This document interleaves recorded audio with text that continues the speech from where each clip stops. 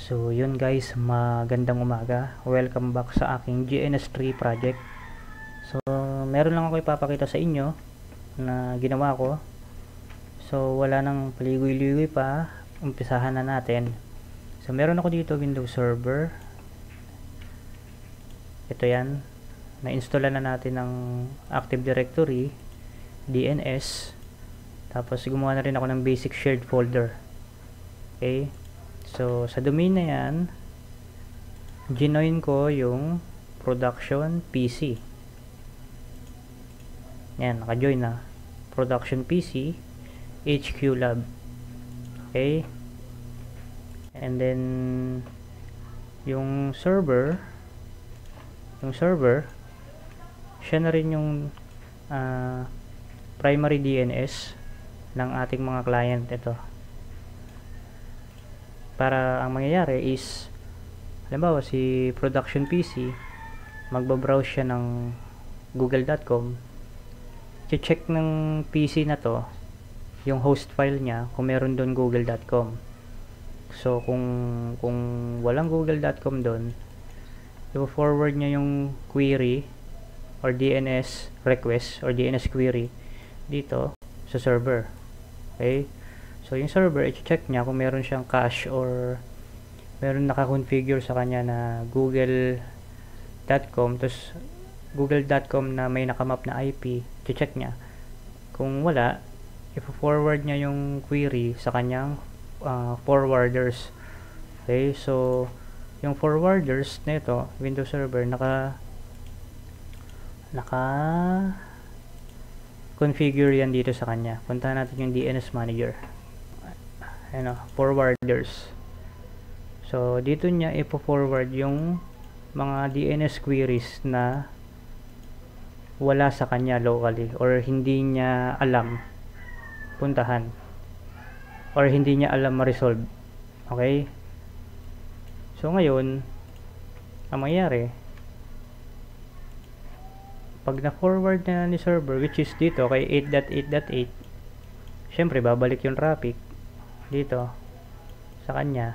Ngayon, kukuha siya ng copy nung www.google.com na yon. Tapos papasa niya dito.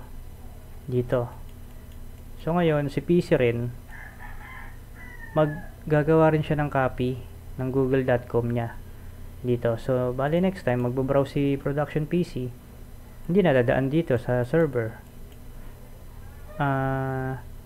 Dito makikita niya na kasi dito yung kumbaga yung cache or sabihin nating history.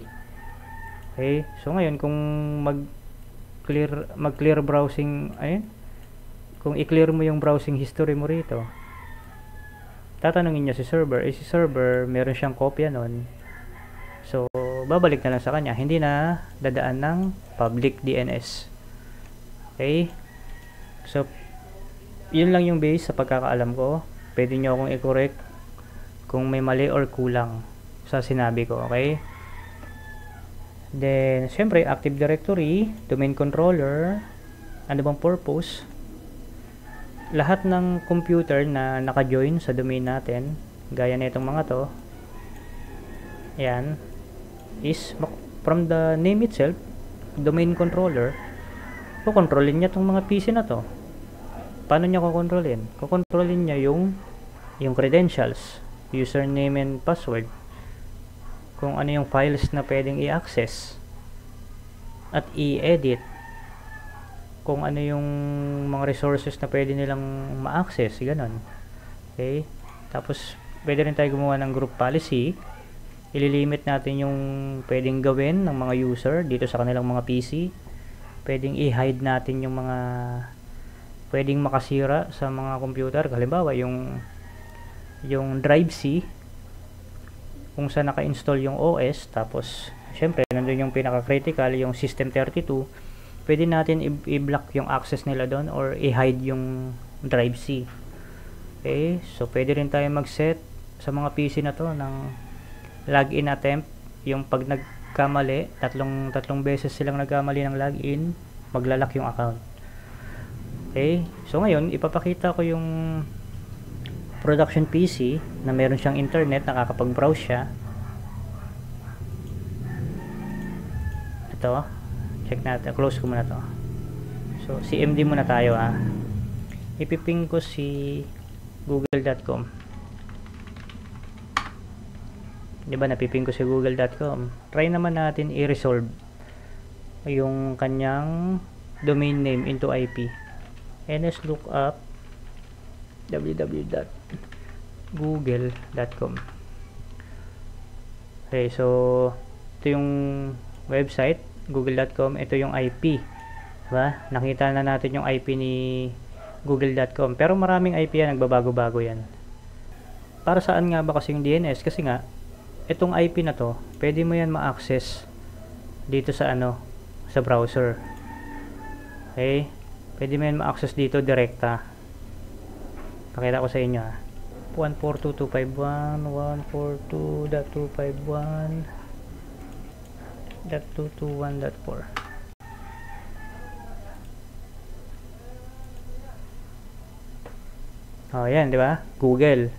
Na-access ko. Napalitan nga lang siya ng kasi na-resolve din sa from IP to domain name, di ba? Pero ito yung tinype ko, direktang IP address. Pero syempre, hindi mo naman kabisado lagi yung IP address na yan. So kailangan ng domain name. So parang yan, parang yung phone book mo sa cellphone mo. Mga number ng tropa mo, relatives mo, jowa mo, alam mo yung pangalan nila pero hindi mo kabisado yung number unless kinabisado mo talaga. Okay, so yun, na-access ko yung google.com. Yan, facebook.com, tapos youtube.com. So ang bagal lang kasi nitong browser ko dito sa Windows 7. Pero yan access ko, di ba? Nakaka-access ako ng internet. So may Google, may Facebook, may YouTube. So mabagal lang talaga siya. So anyways, para hindi tumagal yung video, working naman siya, napakita ko naman sa inyo. Ngayon, ipiping ko itong 10.11 na to, yung ating DNS server. Ping 192.168 10.11 continuous. Yan, diba? Nare-reach ng Windows 7 natin or production PCC Windows Server. Ida-down ko ngayon or tatanggalin ko tong link na to, isuspend ko. Dapat mawawala yung ping. Okay? Yan, nakasuspend na yung tatlong link. Wala na dapat silang connection. So, yan na, unreachable na. Okay? Hindi na natin nare-reach yung ating DNS server. So ngayon, ma-access ko ba yung mga website? Kasi 'di ba sabi ko, pag uma-access yung PC, yung production PC ng website, tatanungin niyo sa server. Syempre, down na 'to. 'Di ba? So ang nangyayari niyan, refresh natin. Accessible pa rin. Yan. O, 'di ba? Accessible pa rin. Mabagal lang talaga, pero accessible pa rin, di ba? Accessible yung mga website. Kasi itong production PC na to, gumawa na siya ng kopya ng ng mga domain name na to, ng mga website na to. Gumawa na siya ng kopya. So ngayon, hindi niya na kailangan dumaan ng server kung magbo-browse siya ng internet. Kasi nga, ang tawag dyan, DNS caching. Okay, meron siyang cache or history. Ngayon, puntahan ko yung history. Yan. May history. Clear browsing data. Tapos, all the time. Yan, tinanggal lang natin history. So, punta tayo ng Google ulit. Type natin google.com, facebook.com, then youtube.com. Ayun, ang bagal na, 'di ba? So, ibig sabihin, may problem na sa pag-resolve na itong domain name na to. Ayun o, makita nyo yung error. DNS probe, ay hindi yan. Meron pa dapat isa dyan na lalabas. Ayan, nakita nyo, this site cannot be reached. DNS probe, bad config. Okay, so ibig sabihin, walang DNS server na makontak itong Windows 7 para alamin niya kung ano yung IP nitong google.com, tsaka yung facebook.com, tsaka YouTube. Okay, so ngayon kailangan naka-up tong ating connection papuntang Windows server kasi siya rin yung ating DNS. So wait lang natin mag fully recovered yung connection dito, tapos check natin yung connection. Check lang natin, dapat mag-ping na rin to. Tayin lang natin kasi nagkakaroon dito ng negotiation So yan na, may ping na. Bumalik na yung ping.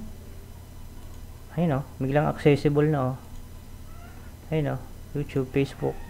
Di ba? So working yung ating DNS, yung ating Active Directory kasi ang pinang-login natin sa Windows PC yung yung user account na galing dito So yun lang guys, maraming salamat. Stay tuned sa mga darating ko pang video. Maraming salamat.